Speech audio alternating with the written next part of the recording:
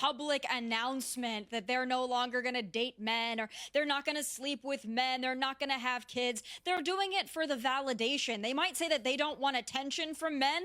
Well, they want attention, which is why they're making these announcements. I would also say for a lot of these women, I don't think that the demand for them is as high as they think it is in their own narcissistic mind. Like, a lot of these women, when your candidate wins the popular vote and the college electoral vote, you get to have fun at the loser's expense. And that's what Tomi Lahren is doing, especially as it pertains to this guy here that created the White Dudes for Harris campaign.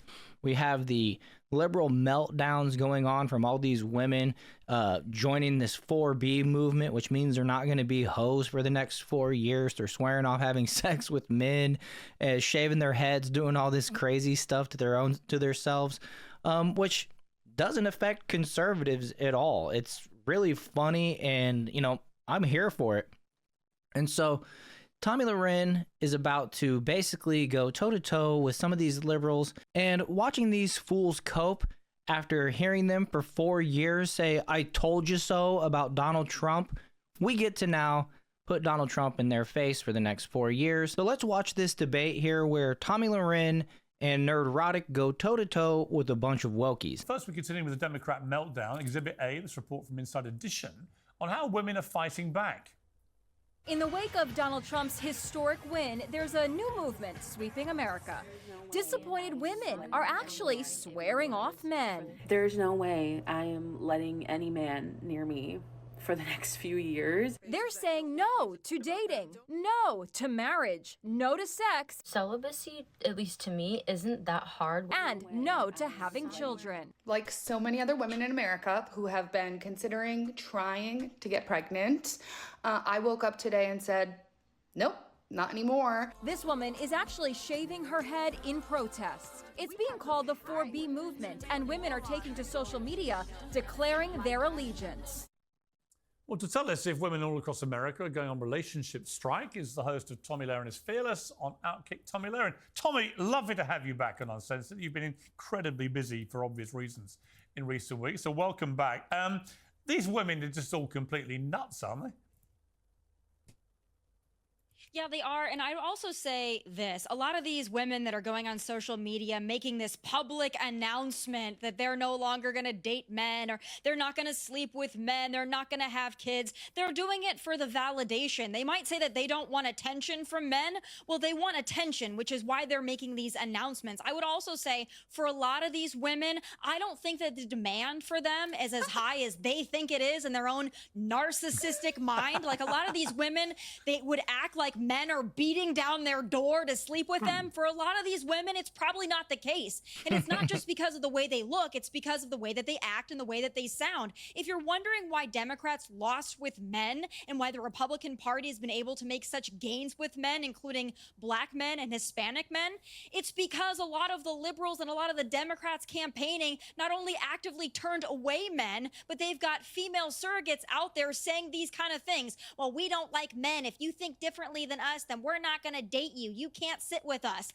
The whiny liberal woman turned away so many would-be Democrat voters. And for the sake of my party, I hope Democrats keep doing it. Keep shaving your head. Keep wearing masks. Keep getting the septum piercing, the mark of the beast. Keep doing it because we love to watch it. It's entertainment. We've also had Nerdrotic, the Guardian newspaper in the UK, which also publishes in America, has been on a weird little journey since the result. First of all, the editor of The Guardian, Kath Viner, did a message to staff.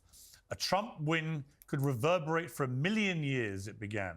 The result has been very upsetting for many colleagues, and she urged the UK staff to contact your American colleagues to offer your support because they will be most directly affected by the result. She then offered them personal counselling. If you want to talk about it, your manager and members of the leadership team are all available, as is the people team. And there were virtual well-being tools also made available to the poor Guardian journalists. I mean, Nerdrotic, these people, what is wrong with them? I think they see the end coming. The legacy media, like, it's dead. It's dying. And we have, as Elon has been posting on his own platform, we are the media now. Anybody can fire up a camera in their spare bedroom as a hobby and start talking about things. And that's the way we're going to get information in the future. It's going to be a little more difficult, but I would rather have that than have it spoon-fed me from some corporate legacy media source. And I've had a great week. This has been fantastic watching everybody melt down. You don't need counseling. Best week. I've had a song in my heart. I don't need counseling, but I'll offer some. You can come over to this side anytime you want. Well, here's my offer of counseling for the ridiculous way they're all behaving.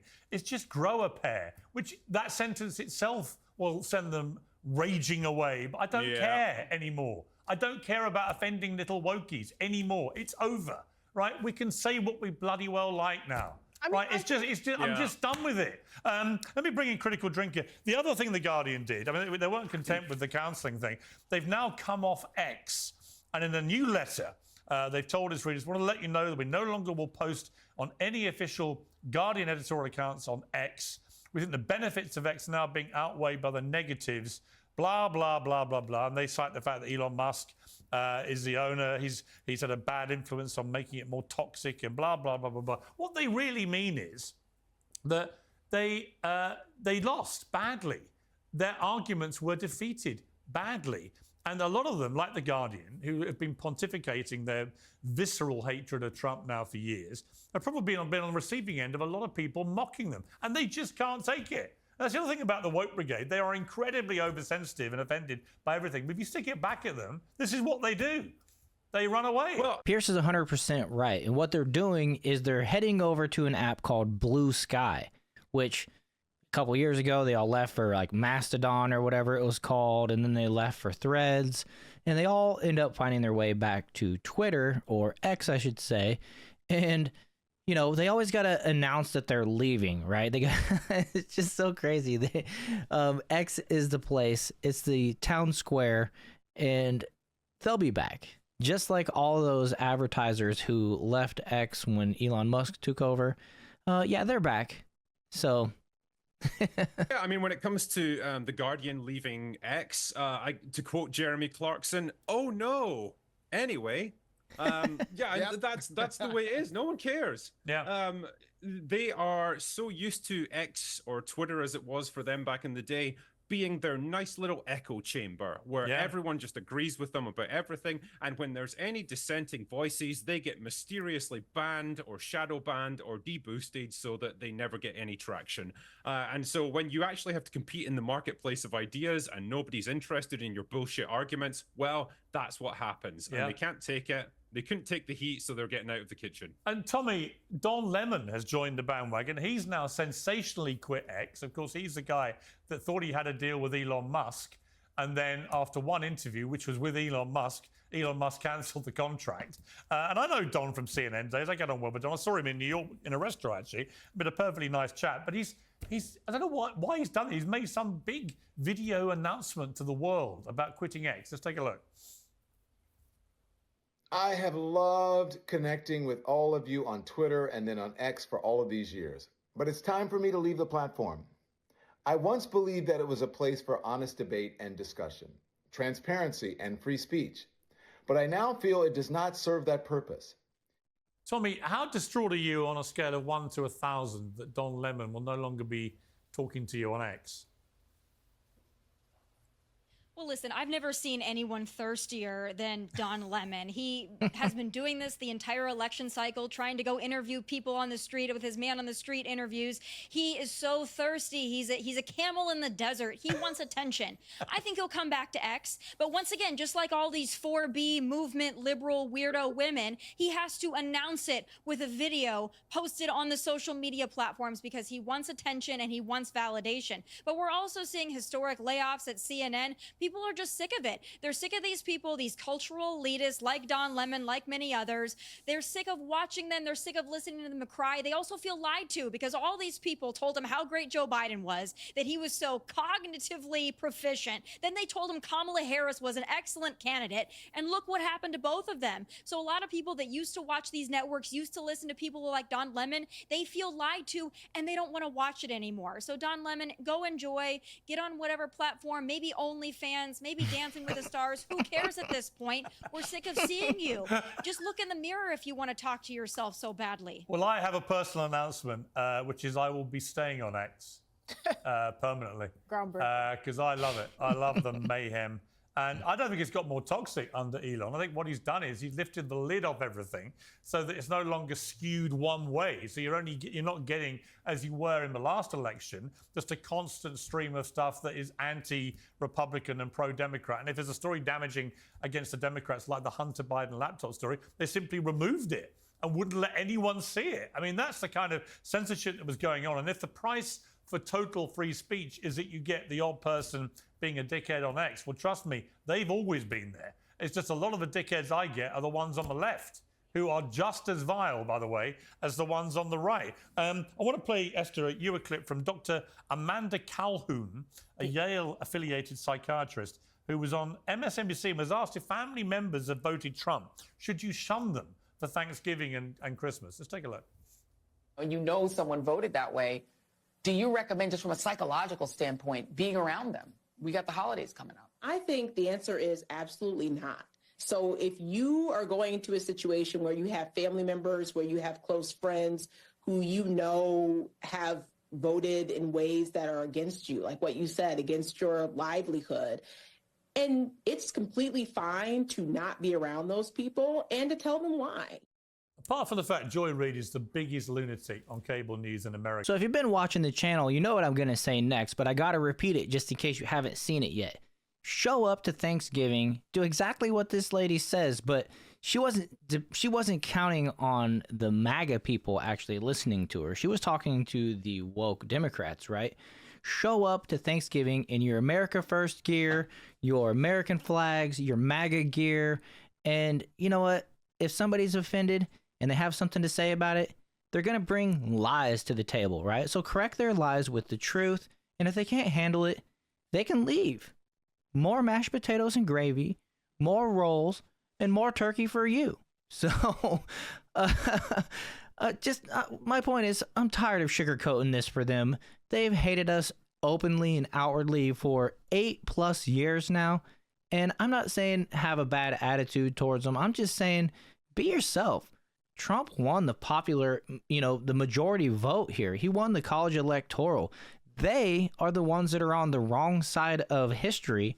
They are the ones that got tricked into believing that these crazy fringe ideas were the most important things to an election and to everyday average Americans just trying to pay their bills and put food on the table.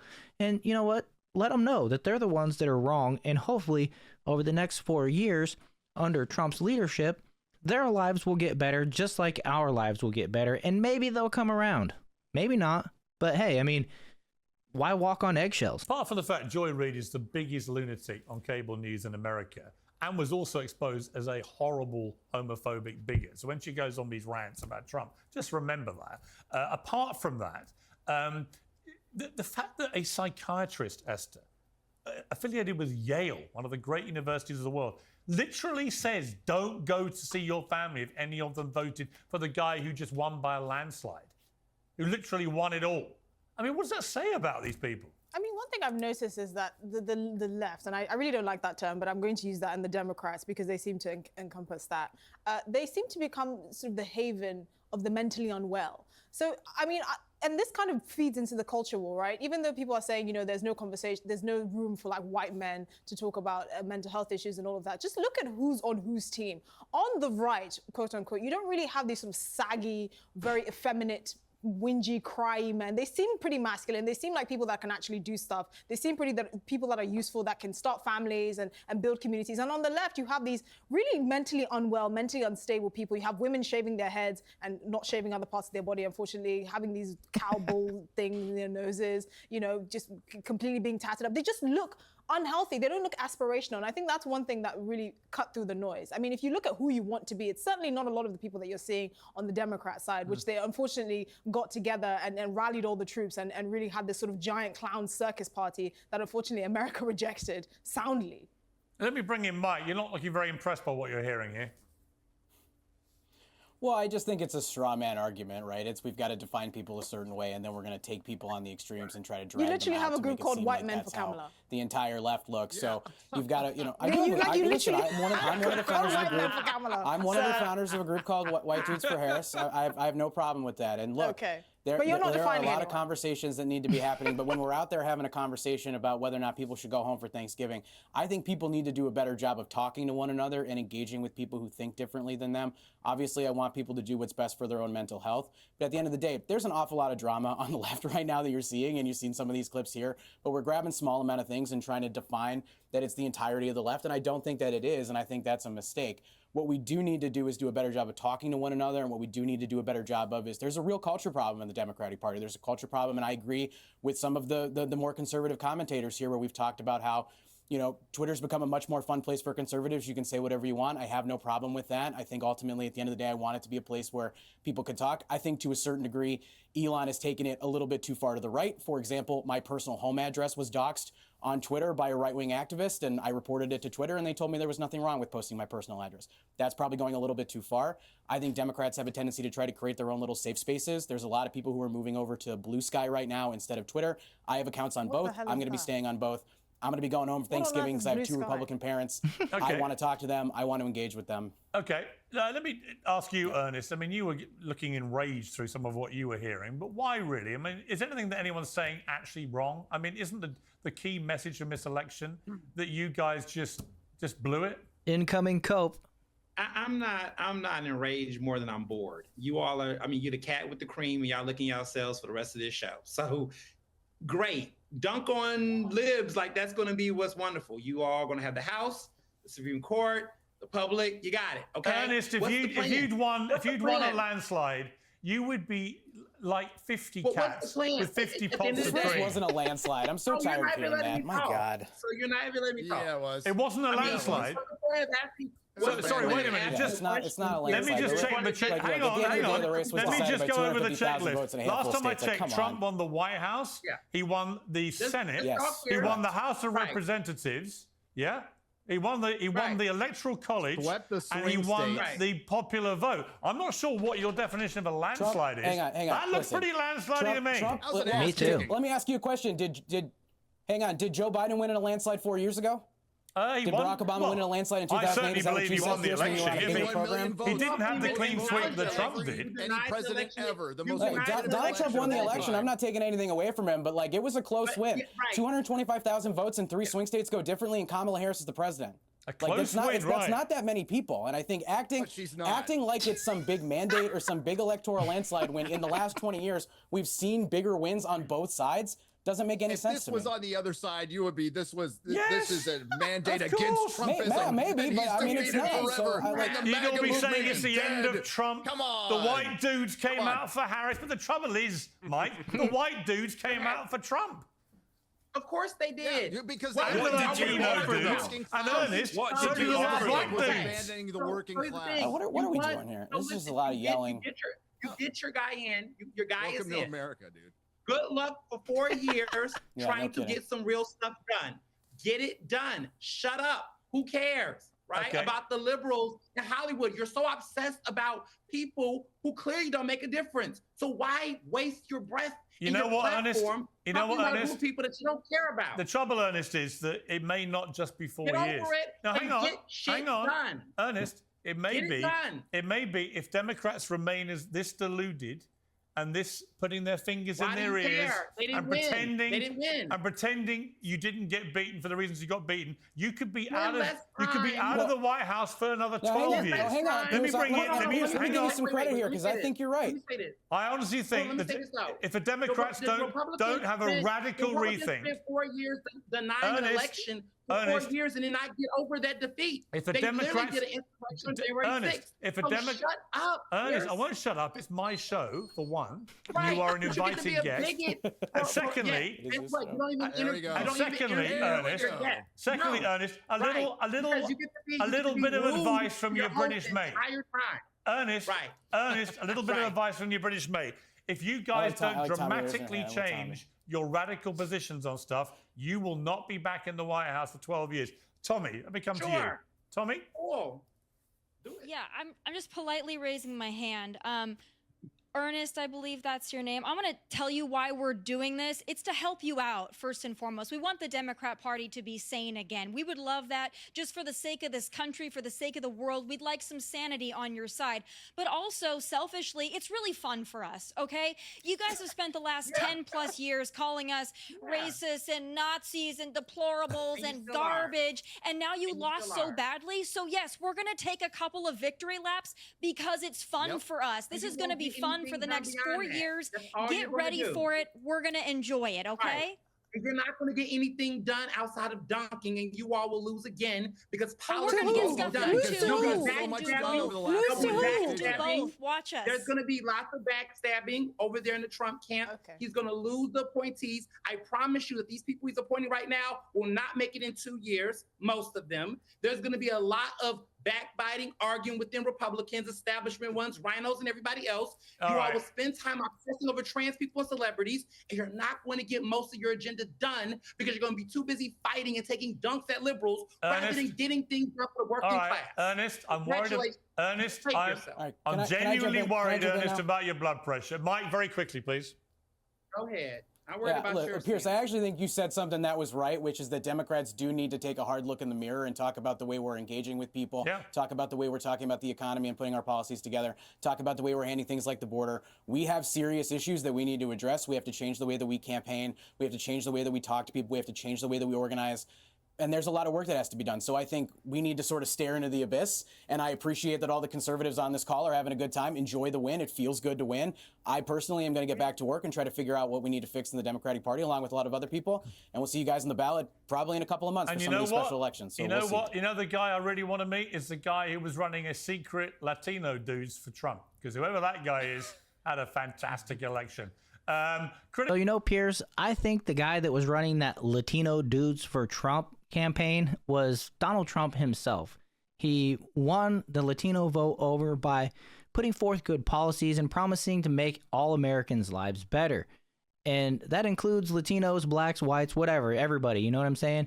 And I just got to say, the amounts of cope coming out of Ernest is just so hilarious, right? I mean, it's off the charts. This dude, in the face of Piers Morgan telling him, look, the Democrats have to learn from their mistake. You can't continue with this rhetoric against the right and playing the fringe. You know, I think the guy that was running the Latino Dudes for Trump was actually Donald Trump himself, and he won them over by simply promising them a better life. They also have memories that the last 4 years under Trump were better than the last 4 years under Biden. It clearly showed in this election, right? Donald Trump did win in a landslide. He won the popular vote, the college electoral, the House, the Senate, and probably some governors across the board as well. I haven't looked into the governors as close, but I would assume the majority of the governors across the states are probably going to be Republican. So, you know, good job on that. But can you believe the crazy amounts of cope that came out of this Ernest dude right here? I mean, the guy is so woke. The guy is so in his own head that I think the only person that he's listening to are his own thoughts, right? I mean, seriously, Piers Morgan told him right to his face. He said, hey, if you continue with this rhetoric, if you keep playing the fringe like the left Democrats have been doing, saying orange man bad type of stuff, you're going to lose the next 4 years or possibly 8 years after Donald Trump is done. And I'm looking forward to it, but not, you know, too fast, because I'm going to enjoy these 4 years under Donald Trump. You better believe that. And I believe that everybody's life is going to get better, which is going to hurt the Democrats' cause, especially if they continue this rhetoric in winning the next election. But like I said, looking forward to it, but not too soon. Whether that next candidate is J.D. Vance, Donald Trump Jr., Eric Trump, you know, you name it. There's plenty of good candidates that can run the gamut for the next, you know, long while. But even when Tomi was telling Ernest here that you guys have called us garbage, you guys have called us deplorables, you guys have called us Nazis, all these things over the last 4 years, Ernest said, because you are. I mean, the dude is not learning at all. Piers just told him. And he's not adjusting. He's not trying to break from the liberal hive mind. Only thing they care about is orange man bad. He did bring up that, you know, Trump's cabinet appointments aren't going to be there in 2 years. And, you know, it was right about one thing, but that's Matt Gaetz, who recently just stepped down from the AG appointment.